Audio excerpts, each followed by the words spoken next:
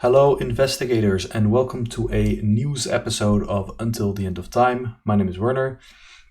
Now, in case you're not aware, we have been seeing a number of leaks from the Investigator starter decks in the past couple of days. I am not aware of the identity of the person who is leaking these cards. I have attempted to reach out to them. They have not responded. However, in the interest of open communication, so that everybody in the community is able to see all of the leaked cards, they are not hidden inside a Discord server that only some people have access to, I am posting every single leak here so that there's a clear overview, and I will continue to keep doing so as more cards are leaked. So far it seems to be about 1 or 2 cards every single day. I've already posted a number of these leaks in a previous video, and I have all of these leaks in a Imgur album, the link of which will be in the description below, as will be a Google Drive spreadsheet that you can look at that has the number crunch for the Investigator starter decks. Now, with all that out of the way, let's very quickly recap the cards from the previous video. I will not be discussing these cards. However, in case any of these cards are new to you, you know that there's a previous video you should probably watch. So first up, Called by the Mist, Arbiter of Fates, and Dark Future, the signature weakness of Stella Clark, and the signature asset and weakness for Jacqueline Fine. Again, these are already discussed in a previous video, so I'm just not going to bother with anything else, just going to keep moving.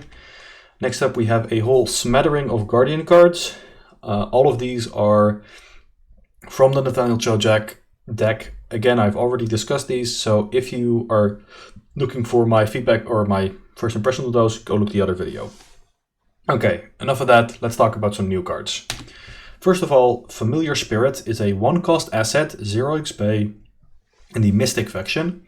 It is a single willpower icon. It is an ally, a creature, and a summon.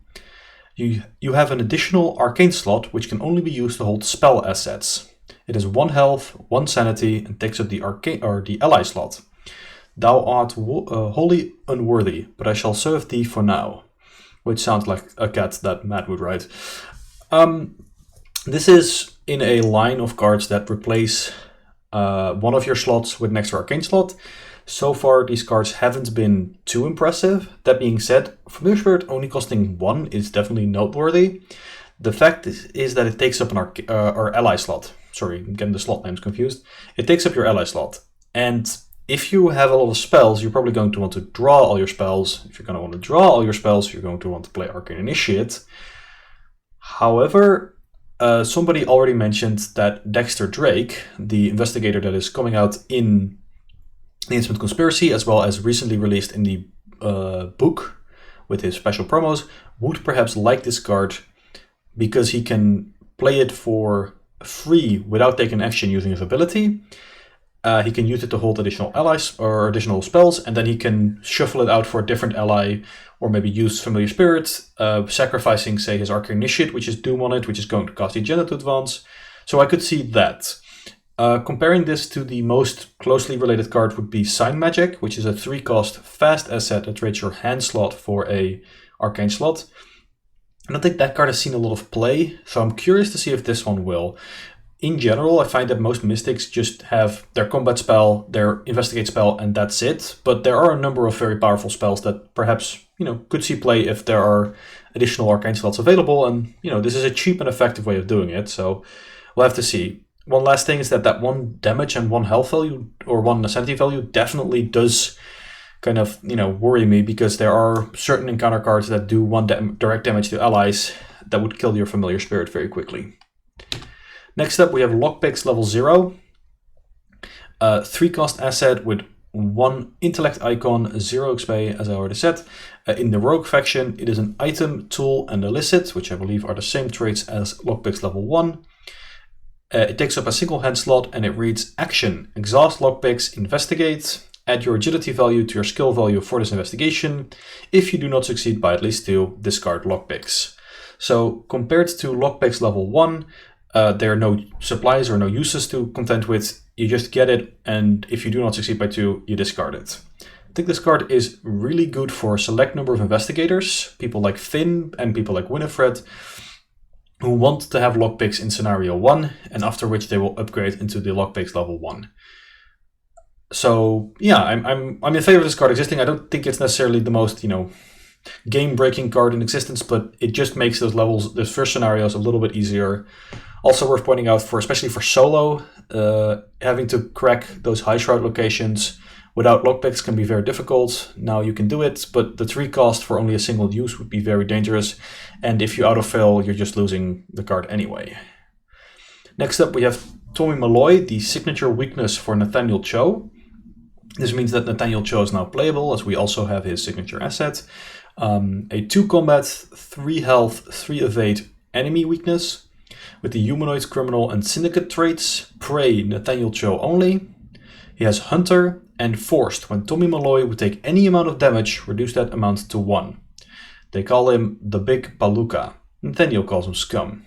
And he has 2 damage whenever he attacks.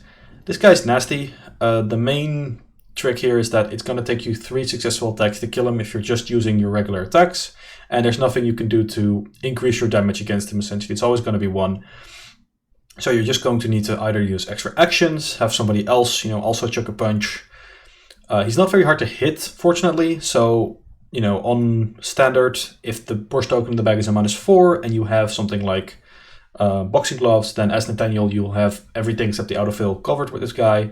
So it's just going to take you several actions to clear him, which could be very swingy. Either there's nothing else going on and you just, hit him a couple of times and you're done. And sometimes there's going to be lots of enemies and you're in big, big trouble. Worth pointing out that something like Beat Cop is very effective here. Actionless damage, very useful. Then we have a Guardian card in the form of Galvanize. 2 cost event for 1 XP. 2 willpower icons. It is spirit traded, so Calvin can take it. Fast, play only during your turn. Ready, a Guardian asset you control. You may take an additional action during your turn, which can only be used to fight. This is interesting. Guardians might like additional actions, but the cost for 2 cost is pretty high. Also, readying a Guardian asset is somewhat of an unusual effect. There aren't too many Guardian assets that exhaust. Most of the guns don't exhaust. Some of their allies do. Somebody mentioned that you can Beat Cop, Galvanize, Beat Cop with the level 2 Beat Cop, and then attack, and you can clear the previous card without actually losing any actions, just using Galvanize, which is kind of neat. I'm gonna have to see how this one goes. I think you really need to want to ready something. Now it's worth noting the boxing gloves exhaust to find events from your deck when you kill enemies, but that requires you to have a lot of enemies. So yeah, I'm not totally sold on this card, but at 1 XP, 2 cost, and 2 wild icons or willpower icons is also nice. Now, literally just in a minute ago, we have Forbidden Tome Untranslated, a 1 cost 0 XP asset with a wild icon in the Seeker faction, item, relic, and tome traded. It uses 5 secrets, and as an action, exhaust Forbidden Tome and spend 1 secret, draw 1 card. Then if you have 10 or more cards in your hand and there are no secrets on Forbidden Tome, you may discard it to record in your campaign log that you have translated the tome. And it takes up a single hand slot. So I'm kind of being put on the spot here by myself because I have to figure out what to say here. The fact that this uses 5 secrets is kind of unusual. Basically, you just have to spend 5 actions drawing cards. And on the last action, you need to have 10 or more cards in your hand, because it's worth pointing out that the ability triggers, or the ability checks both if you have 10 or more cards in hand and there are no more secrets, but you can't initiate the ability unless there's at least 1 secret on it. So you have to do it on the last action. For that reason, I would probably try to have 10 cards in my hand before actually exhausting it. This taking 5 turns to translate is a long time, but historically, these kind of untranslated cards have been quite powerful in Seeker, so I'm very curious to see, where this goes. I'm excited for it. So that's going to be it for the cards that we've seen up to today. Of course, I will be doing another video in a couple of days, maybe a week from now, if we have more leaks. Again, I have no control over the leaks, and I have no idea actually who's doing them. I just see them when they pop up and collect them all in an Imgur album. The link's on the screen now, and it's also going to be in the description, and as will be the information about the Google Sheet. Thank you very much for watching. This was a kind of a fast video, and I think these videos generally will be, because I do not want to do too much reviewing of the cards. I just wanted to quickly mention the cards and give me my first impressions, because that is kind of fun. But I don't want to go too deep yet, because I feel like we're going to slow the video down, and I just wanted to have this accessible for people who just want to see the new cards.